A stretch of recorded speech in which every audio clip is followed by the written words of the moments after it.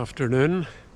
I'm in the Antrim Hills today, and I'm probably only going to be doing maybe my second or third wild camp in Antrim Hills, which in my head's a bit surprising since it's the nearest hills to where I live. So I'm maybe on a mission to sort of rectify my lack of wild camping. So what I'm going to do today, I am going to climb Slieveanorra mountain. So that's one of the few Antrim Hills that's over 500 metres, and I'm starting today from Altnahinch wind farm.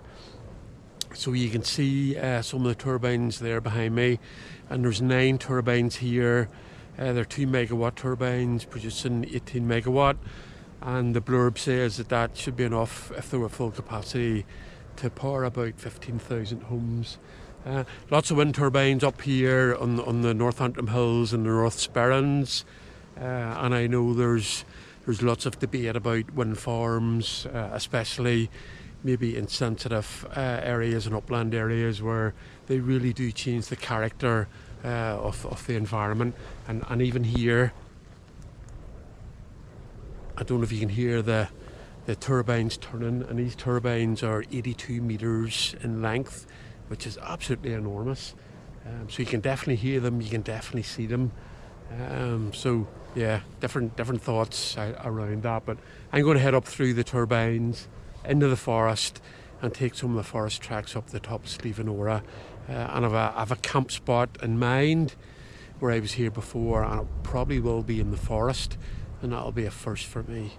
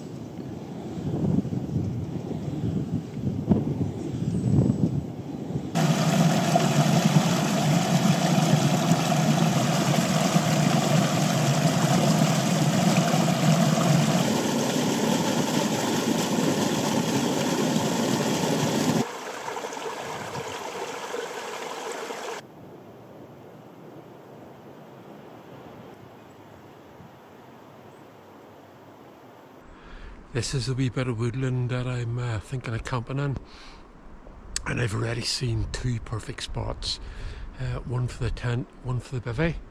And I suppose the question is, am I brave enough to bivvy, or will I chicken out and use the tent? I don't know. No, it definitely something I haven't done before is camping in the trees, and there's definitely a different feel to it. Just the noise and just the feel is very, very different. So I've still a bit of walking to do to loop round and go up over Slieveanorra. So that'll give me plenty of thinking time.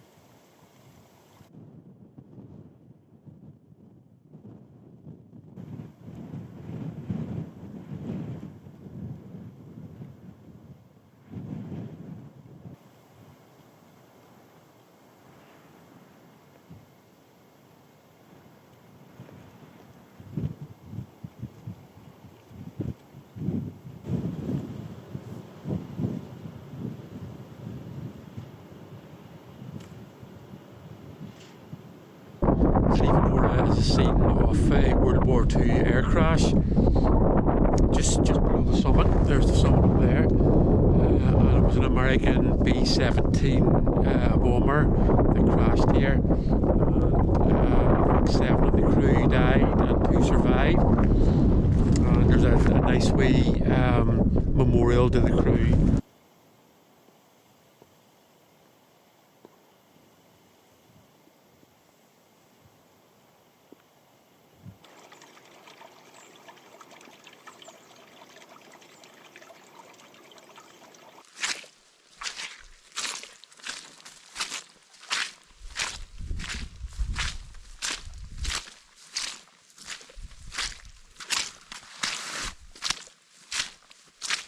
Back in the forest, and the squelch factor has went up a notch or two.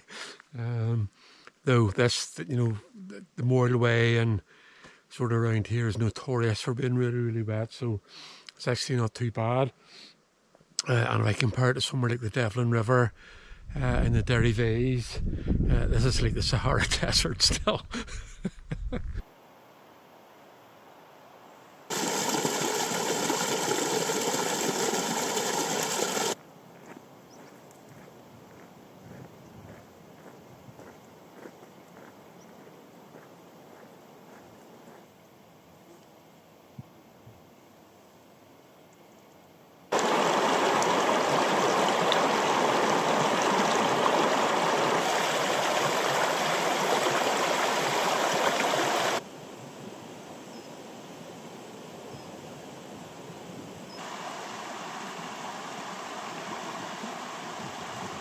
This is the Bush River, so this heads down into Altnahinch Reservoir, so I'm following it down to the reservoir, and it's really cool walking alongside it, just with the noise and probably the softness as well after walking for miles on those hard gravel forest tracks.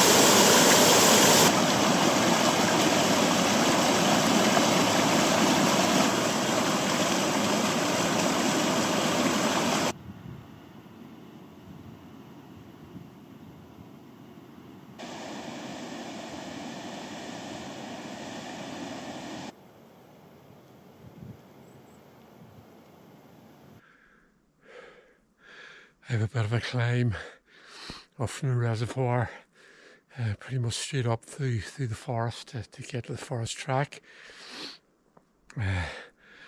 It's nearly 9 o'clock, the light is fading, but I should get back to where I need to be before it's dark. There is not a breath of air. It's just oh so still.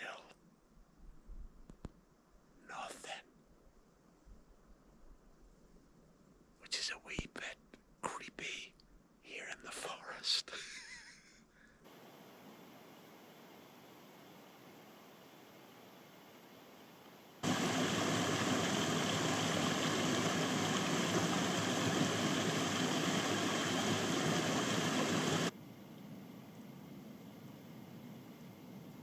I'm on a bit of a forced march.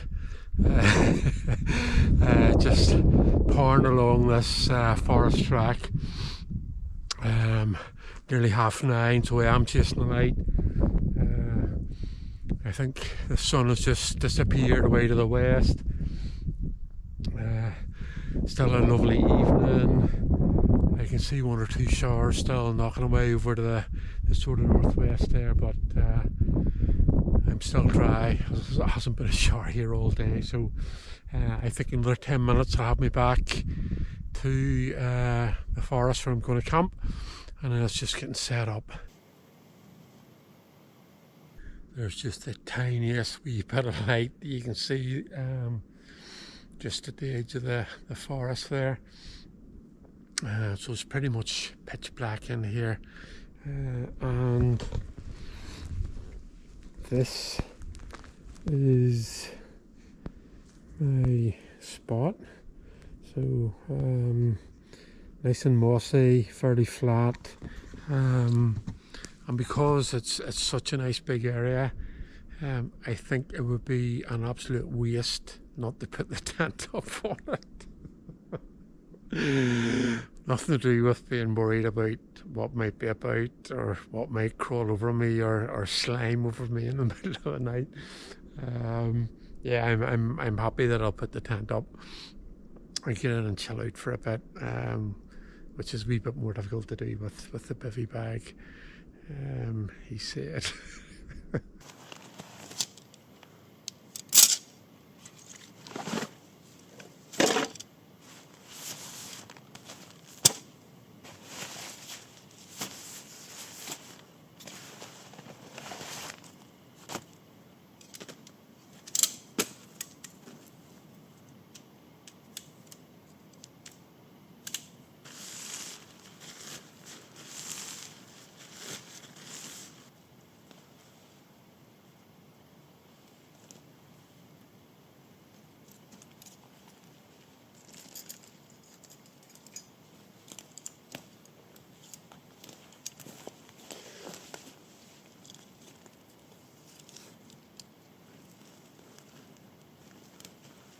Tent is up at last. It's 10 o'clock.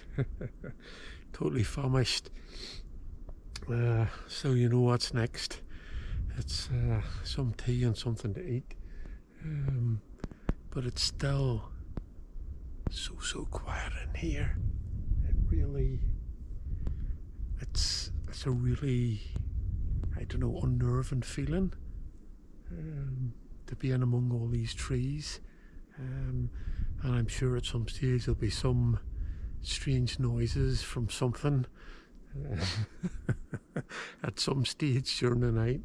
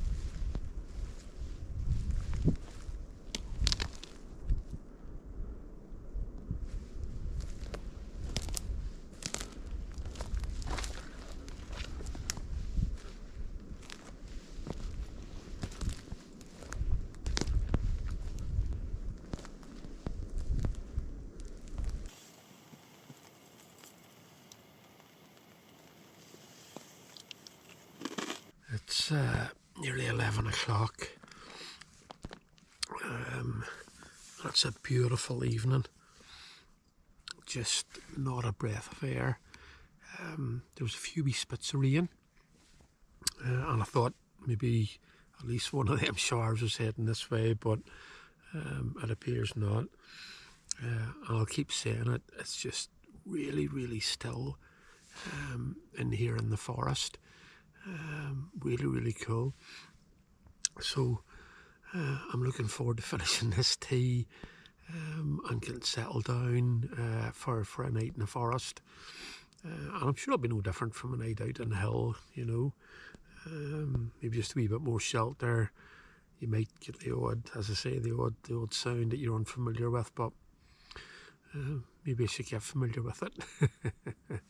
And I had I'd been here maybe a month ago, doing pretty much a similar route to what I've done today, and I spotted this spot in the forest, and it sort of stuck in my head, saying, look, I would really like to try that out, and I've done it.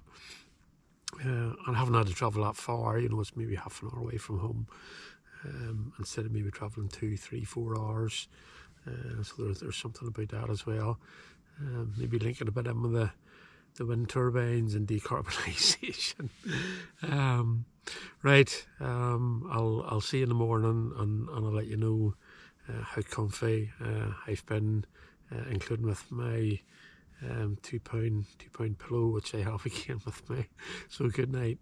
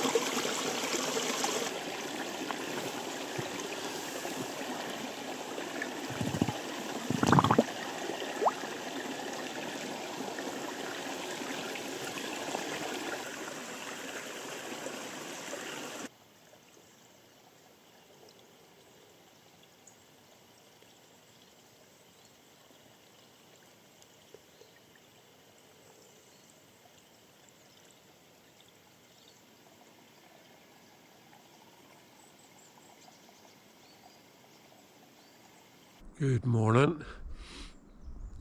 This is camp. So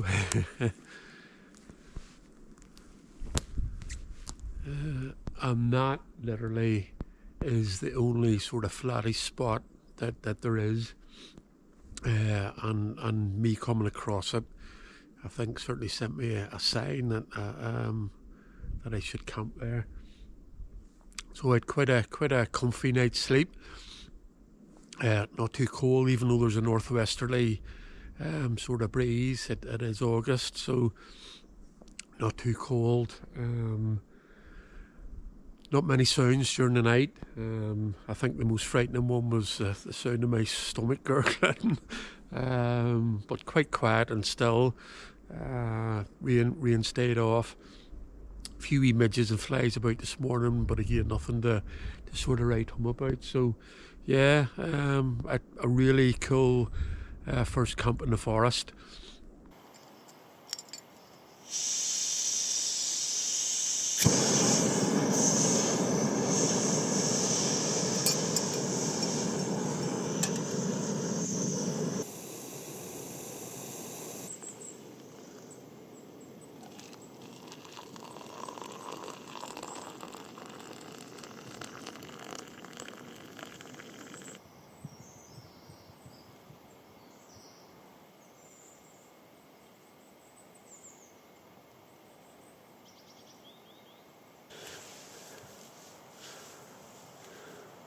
All packed up. The mantra is leave no trace. You should know I've been here. So just leaving the place pretty much as I found it, except some flattened ground, which hopefully will bounce back up again. And I think packed up in none too good time, as there's a bit of rain spitting. It does give showers for this morning.